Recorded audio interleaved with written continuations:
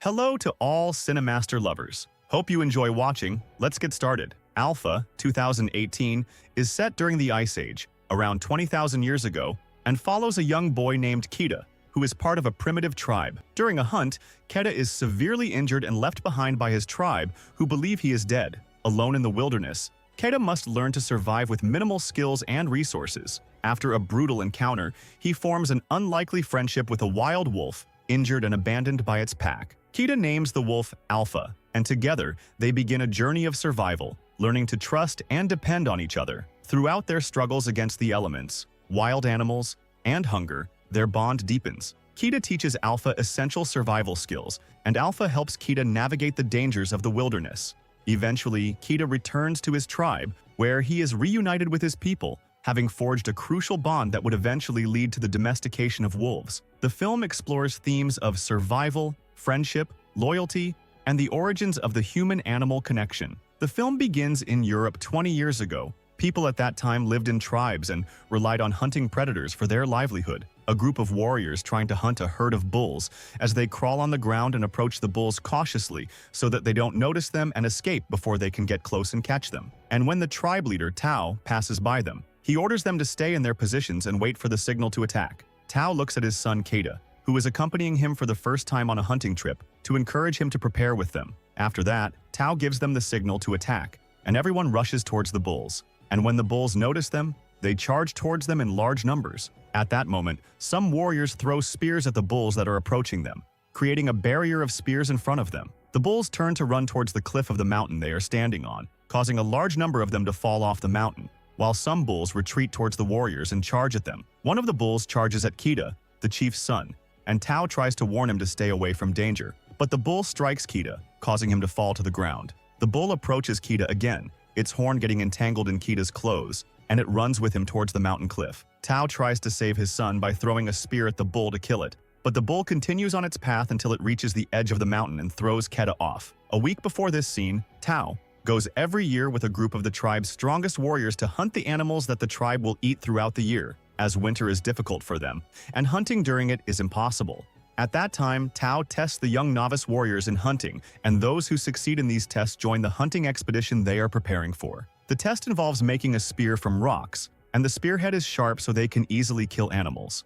Tao examines the spears made by the young men, and finds them ordinary, until he reaches the spear made by his son Kida, and is surprised to find its tip so sharp that it cuts his finger during the inspection. Thus, only Kida and another young man pass the tests. After that, the hunters tell Kida and the other young man that their journey will be difficult, and they start training them to endure hardships until they are ready. Tao comes and stops them from training, hugs his son, and tells him that he is the chief's son and must show his courage, not be afraid of anything, and prove that he deserves to be the chief after him. At night, Tao talks to his wife, who expresses her concern for their son Keda from the hunting trip, fearing for his life. Tao tries to reassure her that Keda has proven himself to the entire tribe and has succeeded in the tests that qualify him to be a strong warrior capable of hunting with the tribe. He points out that Keda must fulfill his role towards his tribe and protect them from hunger and death, especially since the hunting season comes only once a year, and what they hunt is what keeps them alive and prevents their tribe from being lost.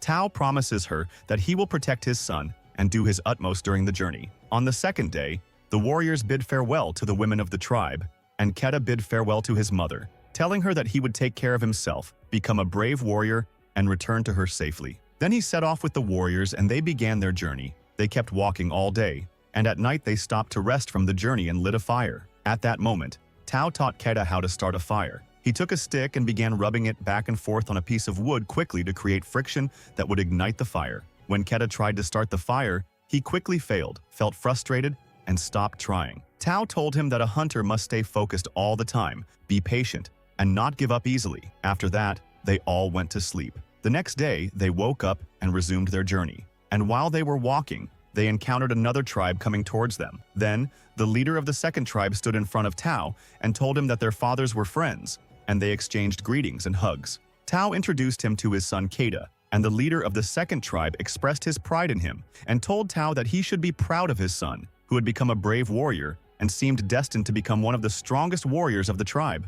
At that moment, Keda knew that this tribe would join them and help them in hunting animals. The two tribes set off together and continued on their way, finding along the route the stone markers placed by their ancestors long ago to guide them on the path they used to hunt, and to ensure they were heading in the right direction so they could return to the tribe safely after their journey. On the way, they found a wild boar and managed to catch it easily, pinning it to the ground. Tao told his son Keta to slaughter the pig, so Keta took his weapon and prepared to slaughter it, but he hesitated and was afraid to kill the pig. He told his father that he couldn't do it and put down the weapon. Tao was angry with his son, slaughtered the pig himself, and then gave Keta advice, saying that life is for the strongest and that strength and courage are not something that can be learned or inherited, but rather two things that one must acquire for oneself. Then he left him and departed. At night, they rested from walking and ate the pork they had hunted. During that time, they heard a strange sound and felt the presence of animals around them, but they couldn't pinpoint the exact source of the sound. And when the sound disappeared, they returned to their places,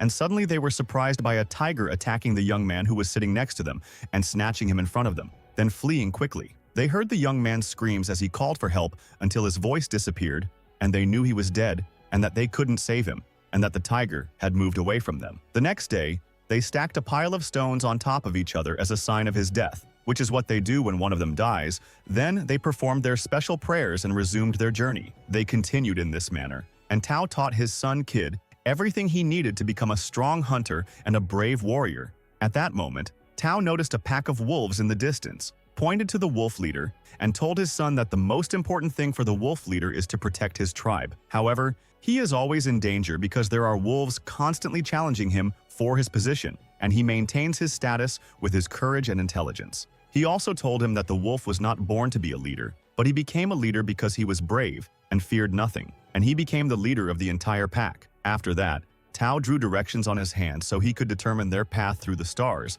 as a guide for long-distance travel. And after days of walking, they found themselves having reached the mountain where they would hunt the bulls. They prepared to attack the bulls. The present time, the bull throwing its hand from the top of the mountain. Tao ran quickly to save him and found him clinging with his hands to a protruding part of the mountain. Tao tried to encourage him not to let go and resist falling, as he couldn't reach him because he was too far away. But the piece his hand was clinging to started to break, and he let go of it and fell. He was crashing against the mountain as he fell until he reached a protruding rock in the middle of the mountain. At that moment, his body didn't move, and Tao was shocked by the scene, feeling helpless as he watched his son fall in a place where he couldn't save him, nor even retrieve his body. He kept calling out to him all day, while the tribe gathered what they could from the dead bulls and managed to create a stock that would last them until the next year. The next day, they went to their leader Tao, who had not moved from his spot, remaining on the mountain hoping that his son was still alive. The warriors tried to convince him that Keta had died, and that an entire tribe was waiting for them to return with the food they had hunted, and that they could not wait any longer.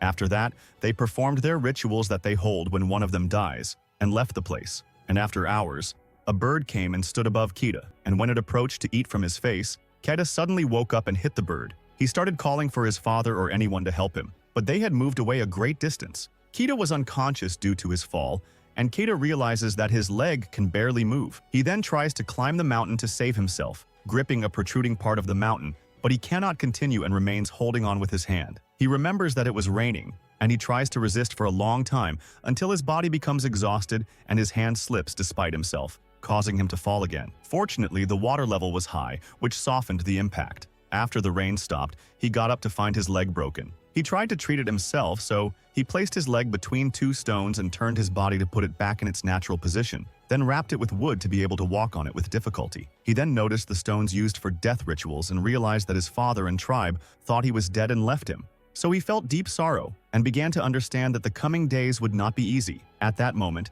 he was surprised to find wolves in front of him about to attack, so he quickly fled from them despite his injured leg, climbed a tree, and while climbing, he managed to catch one of the wolves and quickly struck it with the knife he had, then continued climbing the tree. The wolves remained under the tree waiting for him all day, to the point that he fell asleep from exhaustion and forgot about them. The next day, Keta woke up to find that the wolves had left, so he climbed down from the tree. At that moment, he found the injured wolf in front of him, and he wanted to kill it, but he felt pity and decided not to kill it. He tied a rope around its mouth so it wouldn't try to bite him and decided to take care of it and treat it. At night, he cleaned the wolf's wound, and suddenly he heard the sound of hyenas in the distance. He realized the necessity of changing the location because it was exposed to animals and any of them could easily attack him. He carried the female wolf and discovered a cave where he decided to stay. Keta tried to start a fire as his father had taught him, but he failed. The next day, He went out to gather leaves and herbs, mixed them to apply on his leg to heal it quickly, and drank from the water. He then noticed that the female wolf had started trying to untie the binding from her mouth, and he felt worried. However, he placed water in a rock that resembled a plate in front of her, and cautiously approached her, saying, "I am a friend, not an enemy, and I will not harm you. Stay with me until you recover." When he approached her, she made a threatening sound because she was also afraid of him. But when she saw the water in front of her and moved away from him, she knew he didn't intend to harm her, so she drank from the water. After that, Kita went to hunt something to eat, and while wandering, he found a rabbit, managed to catch it, and returned with it to the cave. This time, he succeeded in lighting the fire, roasted the rabbit, and he and the female wolf ate it. He started talking to her and realized that her wound was not serious. He began to talk to her about himself and how both of them were away from their families. He told her that he missed his parents a lot and wished to return to them again, and that he would not give up and would try to come back to make his father proud of him. The next day, Keita began preparing himself and took with him the wood and weapons he had made. He told the she-wolf to go to her pack because he could move easily now that he had recovered. But the she-wolf didn't listen to him and preferred to stay with him. She took a piece of cloth from him and held onto it,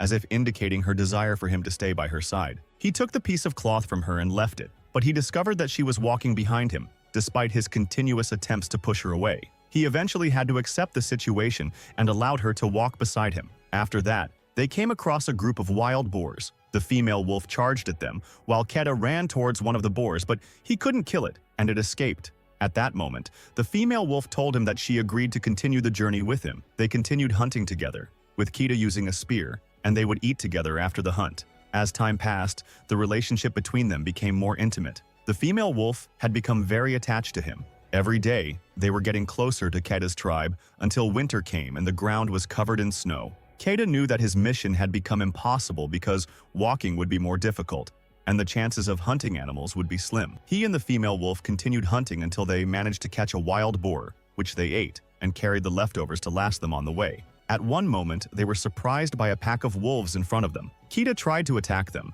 but a female wolf stepped forward and communicated with the leader of the wolves in her own special language. Keita understood from her gesture that the wolf leader was happy to see her, and after a conversation with the leader, he allowed them to leave without attacking Keita.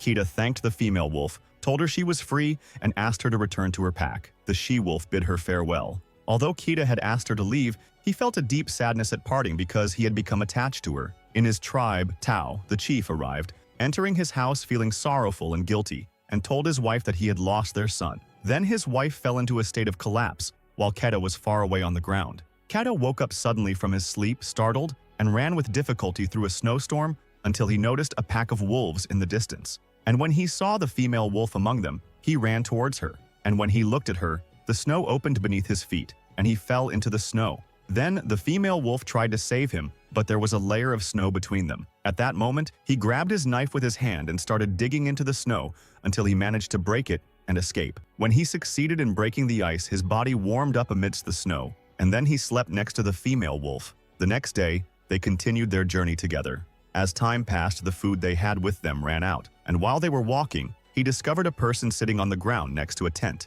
And when he approached him, he discovered that he was dead from the severe cold. He entered the tent but found no food inside, so he felt very frustrated. Then he noticed an arrow nearby and took it and continued on his way. Later, a pack of hyenas was discovered running towards them, so he ran quickly with the female wolf until they entered a cave. There, he grabbed his bow and shot an arrow towards the entrance they had come through, only to find that the hyenas had left the place without noticing their presence in the cave. But suddenly, they heard a sound coming from inside, only to discover that a tiger was inside the cave. The female wolf was in danger, so she rushed towards him to protect him, while he shot an arrow at the tiger. He managed to kill it, but the female wolf was injured during the battle due to the tiger's attack. Keita kept treating the she-wolf's wounds all night. The next day, they continued on their way, and as they walked, Keita saw stone markers indicating that they were on the right path and that they were nearing his village. They continued walking until the female wolf felt tired and could not continue the journey. He said to her that they had traveled a long distance together and that she could not leave him now that they were close to their home.